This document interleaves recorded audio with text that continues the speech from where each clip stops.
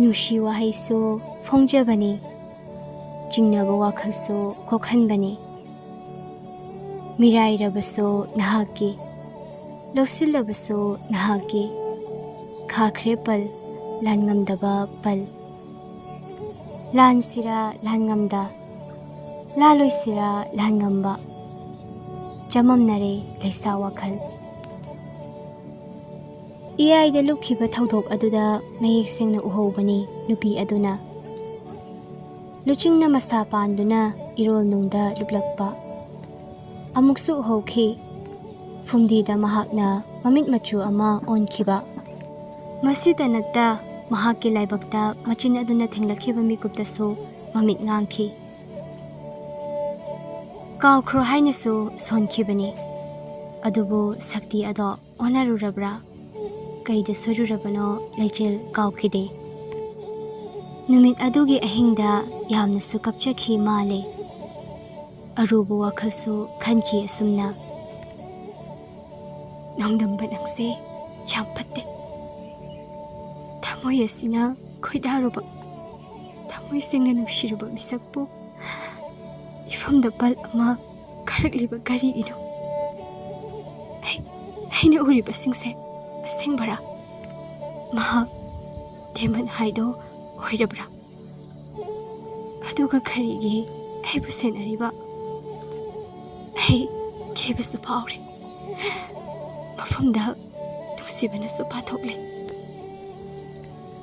तनु होइदा थाकलगा फालसिरा नत्रगा माबो नुसी फोंदो हौरसिरा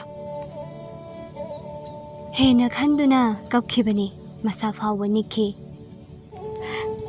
मंगलाल ओइख्रो पुमनमक हैबु वहनबिरनु तंगना करिगी देमन ओइरमली खाख्रे अखोय अनिगी मयाइदा पल्लमना मसिदा नता खनखि वखल कया अमा अयुक अदुदसु तनु होइगी मनाक्ता लाखिबा माता सिंगना लुचिंगी मरमदा हाइरगे खनखिबनी थमोय माना लाक्सिंदुना नुसीबनी चिलोक नरक्तुना लेहौरगे हाइखिबनी उहौवी माबुलुमदुना यंगलंबा चांगयंगबसु ओइना थमोयगी वा अदो फोंदोखि करी हाइरक्पा यंगलगे खंदुना अखिबा कया फजिंदुनासु यारक्लबसु याजनी यारक्त्रबसु लापथोकलगे खन्ना अदुबो मागी चिंगनबा पुंबा मयेक सिंखिबनी लुचिंग मसामकना हाइरखिबा वाफम अदुना मा देमन्नी अदुगा अंगांगबा मनिगी वाफम अदुदसु इंथोकदबसु कीना अदुमक लैखिबनी मखासु तारई लुचिंग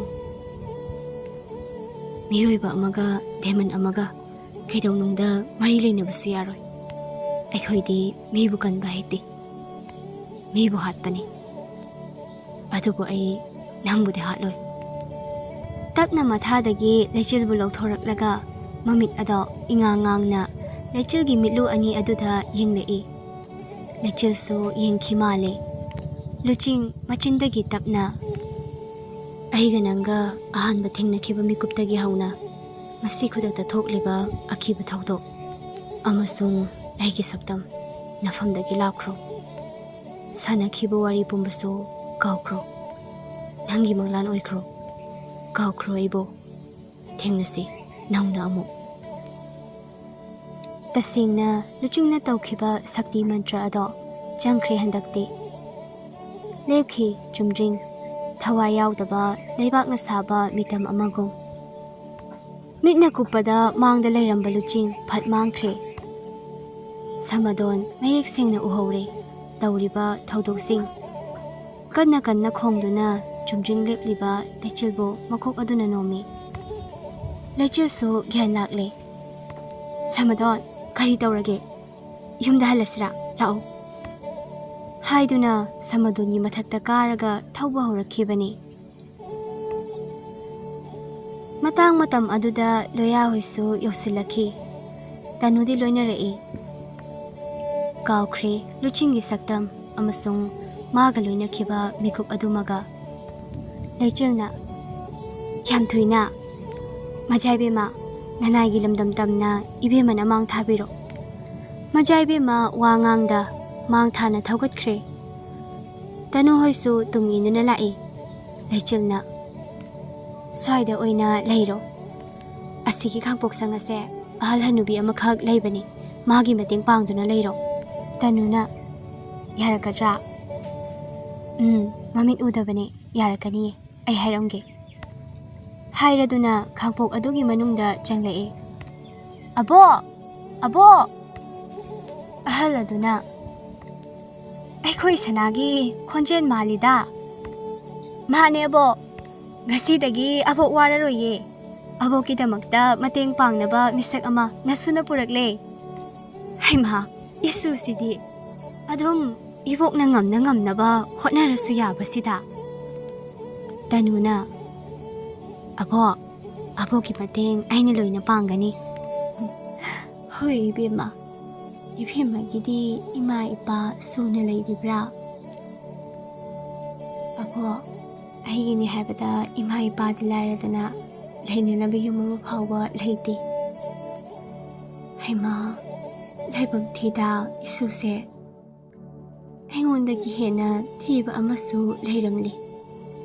Isor asisu nungaibra khangde. Miyoiba ikoina awaba khang leibase. Nungaiba tata pangnungta nungaini. Lairaba dolaba ikoina hena nangsilakani. Khang rene kang leicha. Leichilna Abo adudi marupse abo kita thamlam lagi. Aikoi amo chelokhige ko. Hoi sana. Makhoi amo bulap lakle. Leichil majaibema na onsilaktuna. Majaibema hidong da kuiramlani hidong kisi. Langlin sukhomi. Kuhiri tuhongge haidunabu inaraklini. Leichil sagoldagi kumtharaga hi adugi thauri lauthoklaga. Kakhalo ani. Majaibema langlin thoi hana kakhatkre. Loya sukarai. Leichil na karaknaba honaba aduda loya khut ado fating thorakle. Leichil supairaga kakhatli aduga honba haure. Langlin yingsinada sana yinglibani ani adugi matau adutabu. Majaibema aduna wa haudorakle. Ngasai tanuna haibado loya. Makhoigi mani haido kayamo matik mathawna leiba oijano. Khangde mana haikiba wafum adudadi yamna matik mathawna leiba yamna kanba amagi mongdusu haikibani. Demon singi larik ado pairadi khangadaba. Leichilna marak thatna. Tasingnama demon leirabu majaibema. Adudi konungdagi sagol paujen yelabana pharoidra. Mi singasisu mumit mana khazikta oirabasu singjanaba. Langlien Leichilna hairibu wafam adugi onabada. Yambung tholaklani. Mana hik lakradi nang konungda lakpa leploko. Mamangda thokiba thaudokto. Amuk hana thokhanba pamdre. Aisu haijagi taurambani majaibema. Loyana Majaibema Nangi ha kari amata leitabra. Nangna chathokpa matamdasu nanayna sinamata ernada chatliba. Pamubana hanglakladi loina amata khaktanasu tamningi. Loina sulithokningi. Majaibema tapna. Ahidi nupini. Yamung na hayeng konung lamdam ase sinahugadabani. Aingonda moina karigumba hak amaso pide. Leichil nangde laibukpai. Afaba mama mapa afaba misak ngakta nangi loina oiko. Kalakjay laida punsido. Majaibema waida aikhoigi punsisu. Nomogi hotnariba mayam ase kayadi wakre. Loyana Thenglani majaibema konungda hanba halasira. Halase. Leichil himai kaklo parpan tamna. Phagani majaibema. Leichil himai kaktuna parpan tamna honjille. Aduga hi ado ningthina pulamlaga lakle. Machaibema, aidi lejahaurage. Loyaga khongdoiminaroko. Hoi, lehauro. Lechilsu leptuna yenglaga lehaure. Loyaga langlenga chatkiba ado yengduna machinda susoli. Ima hoisina kadaitana chatkrabano. Poche singdo yon bahingdi nga mo phagada boiramni. Hise amasu chanba yabaneba. Hairamlaga manungda jangkiduna leiramba hinjang ama thongkatkhe. Somdana umang aduda lemons khe ado pulli. Maru oina he wa ngangba nupi aduna hairei. Mani ado hojik phawba phangdabagi maramdi leimai asida leitre takpani. Maram aduna ngasidagi jingnaba mi ama phawba hek yauraba loina hato aduga haigadaba amana. Haina makhut aduda lairik ama sathoklei. Mana faktoklaga parei. Asigi mani ase deman ekhoina paikredi. Ekhoibu maithiba piba ngamba jiba mata leiroi.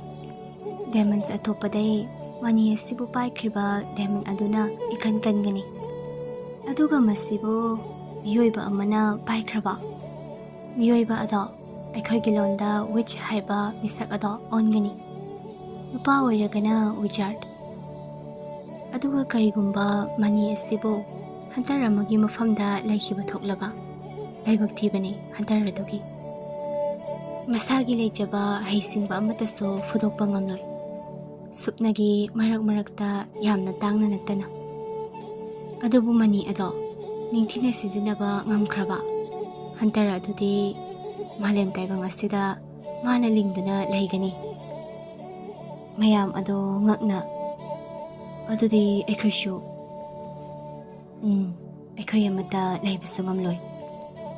Mani ado kayamuk sakti leibage haibada. Mani adubu thenglubu thokluba miyoi ado mahaki makutta yamna thasadaba angakpa fanglaba sakti ama chelakani. Madudi lemon sinbu mana sumba ngamgani.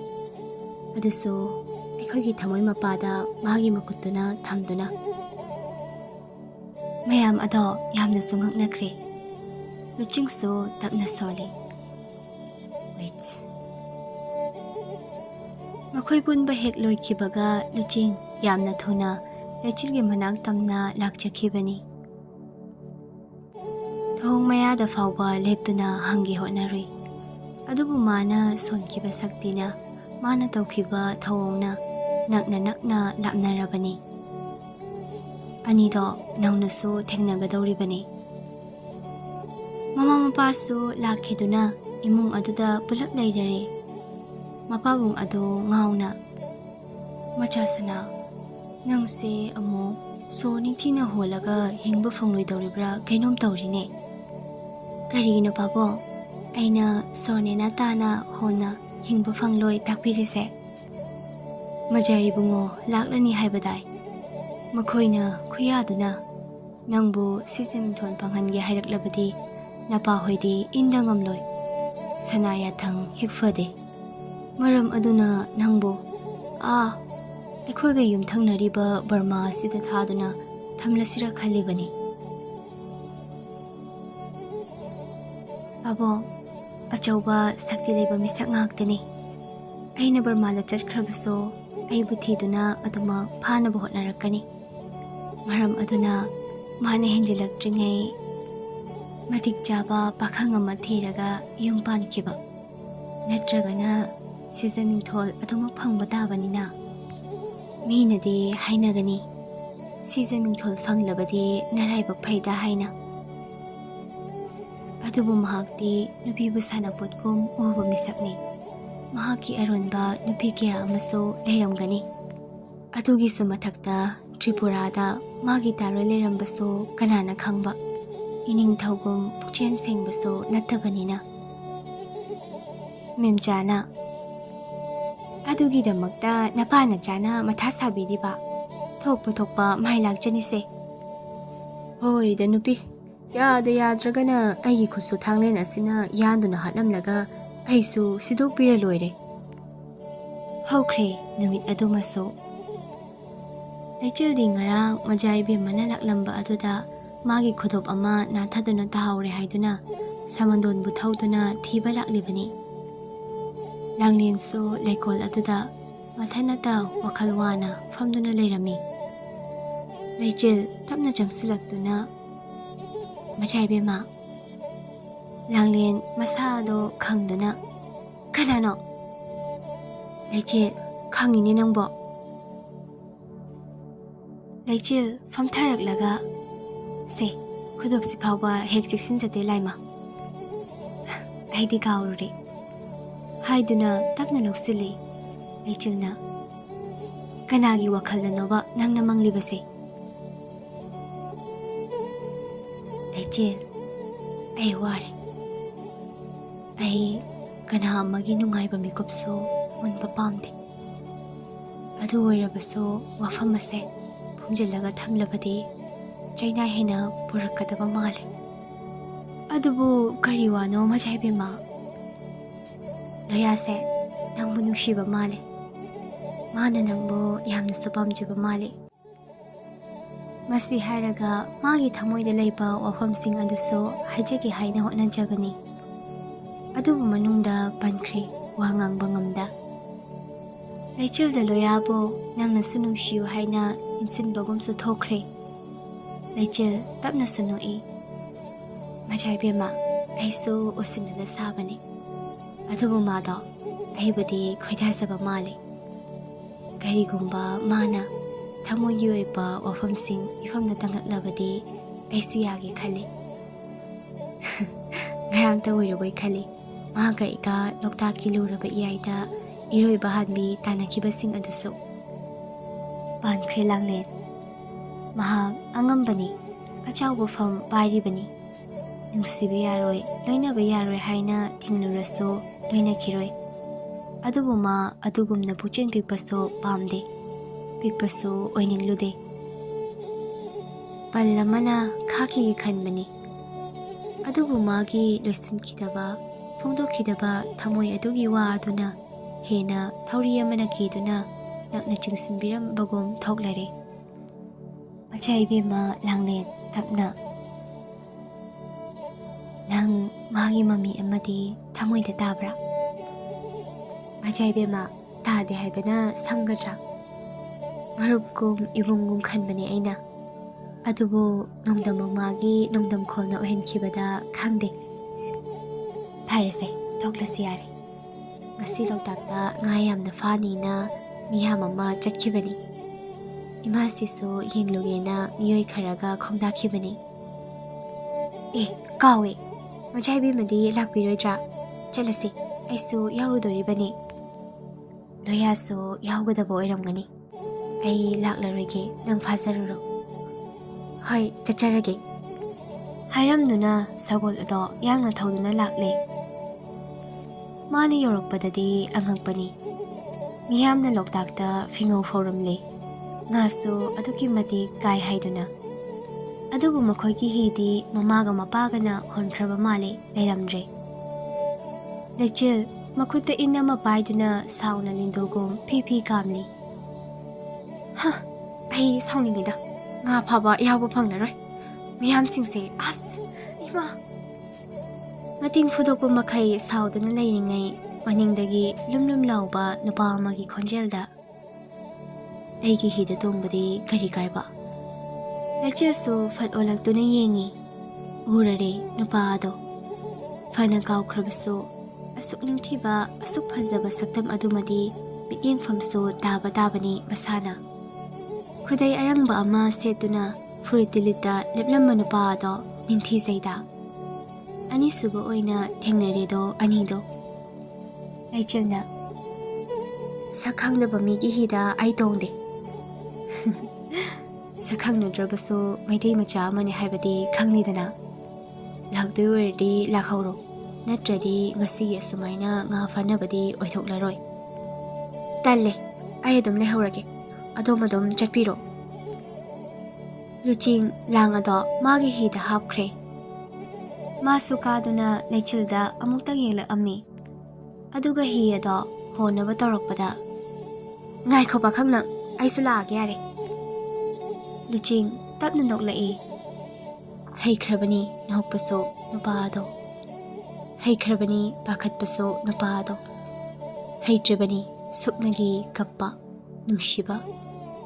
Adubo nungshiba siso heite haibada haiba yagadra.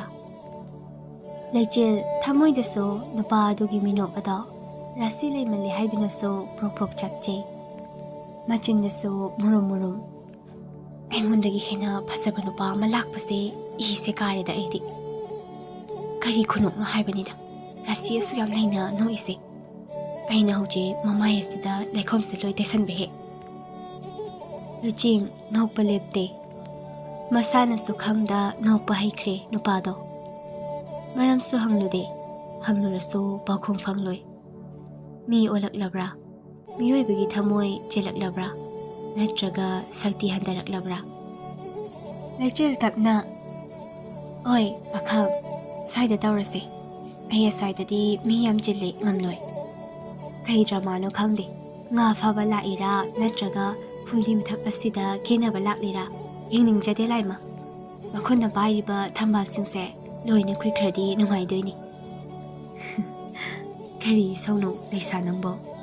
Karamba salaigi nupino machina sukan babo.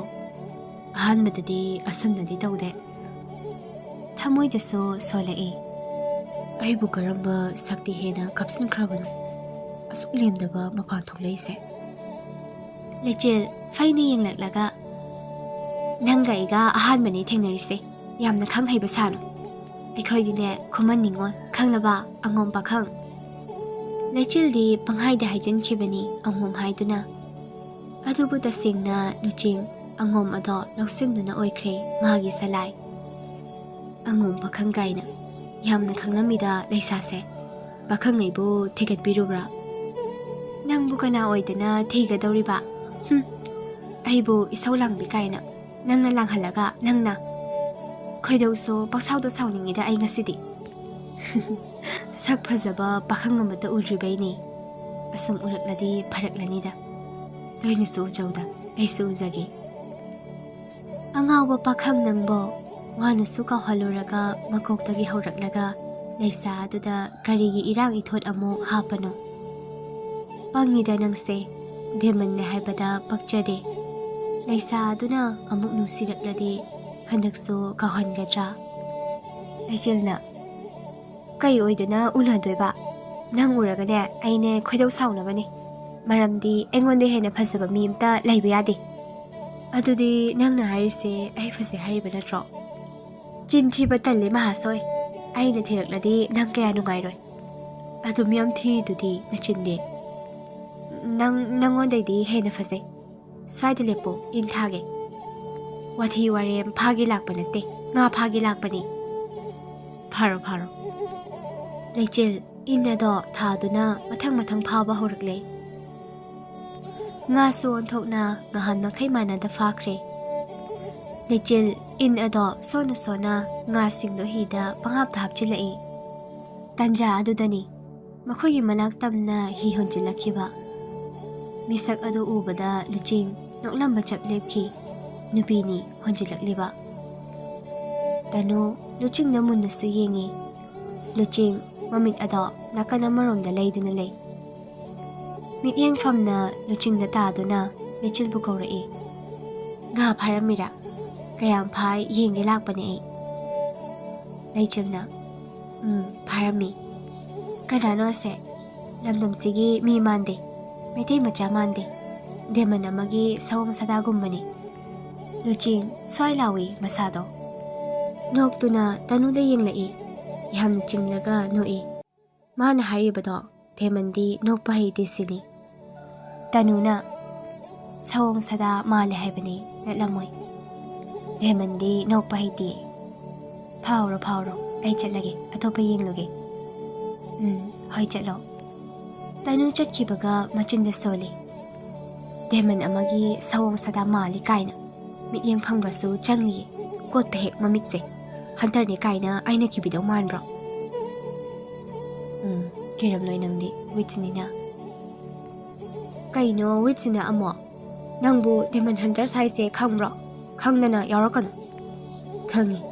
ꯑꯗꯨꯗꯤ ꯊꯝꯈ꯭ꯔꯣ. ꯅꯪꯅ ꯑꯩꯒꯤꯗꯃꯛ ꯅꯨꯄꯤ ꯑꯃꯒꯤ ꯃꯤꯠꯀꯣꯠꯅꯤ ꯍꯥꯏꯔꯤꯗꯨꯅ ꯀꯩꯒꯤ? ꯈꯪꯗꯕꯁꯨ ꯈꯪꯍꯧꯔꯣ. ꯃꯅꯤꯄꯨꯔ ꯂꯝꯗꯝ ꯑꯁꯤꯗ ꯈꯨꯃꯟ ꯅꯤꯡꯉꯣꯜ ꯂꯩꯆꯤꯜ ꯁꯅꯥ ꯑꯩꯉꯣꯟꯗꯒꯤ ꯍꯦꯟꯅ ꯐꯖꯕ ꯃꯤꯁꯛ ꯑꯃꯠꯇ ꯂꯩꯕ ꯌꯥꯔꯣꯏ.